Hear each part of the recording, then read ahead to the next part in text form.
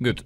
Now you know the definition of a loop, and you know that we have for loops and while loops in Python. And in this lecture you will learn how to write for loops.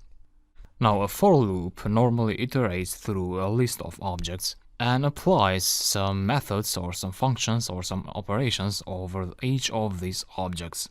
The array that the for loop iterates through is not necessarily a list, it can be a tuple, sometimes it can be a dictionary, it can even be a string, so every object that is made of other simpler objects. So let's create a list first. Let's say emails is a list of 3 emails, 3 email addresses. So let's write some fake email addresses here.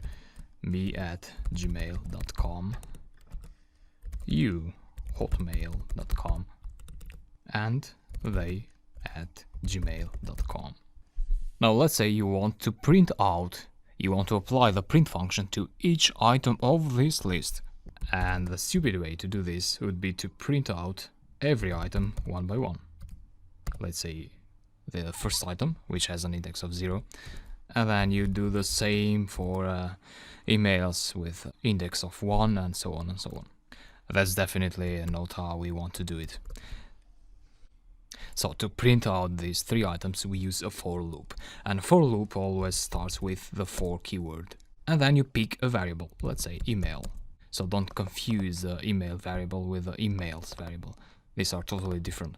And for email in emails, so here you pass a variable that holds the list you want to iterate through, and press enter, and as you see here we got the indentation. So the line that follows the first line of the loop is always indented. So that means this line here that we will write belongs to this loop. So it's part of this block. And here is where we write the action, the statement we want to execute multiple times. So we want to print the email. So that is very straightforward and very clean and very readable. And let's execute this first before I explain it to you better. Save the script first and execute. And this is script 4. So we got the 3 items printed out on the screen. And I obviously got an @ wrong here, no problem. So what the code does is that you say for each item in the list emails, print out the item. And of course you can use every variable that you like if this is more readable for you. So for each item in the emails list, print out the item. Great. Let's do something more fancy here. I'll delete this line of code. And now I'd like to print out only the emails that have a Gmail address associated with them.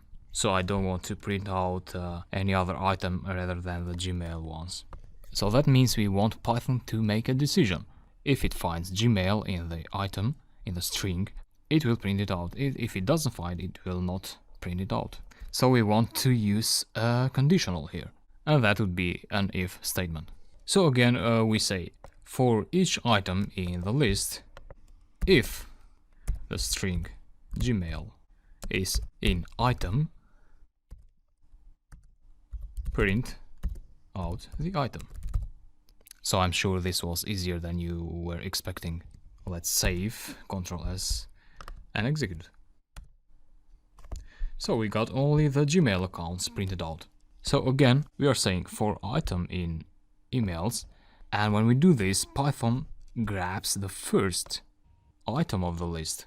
So the first iteration is about the first item, and this item is temporarily stored in the variable item.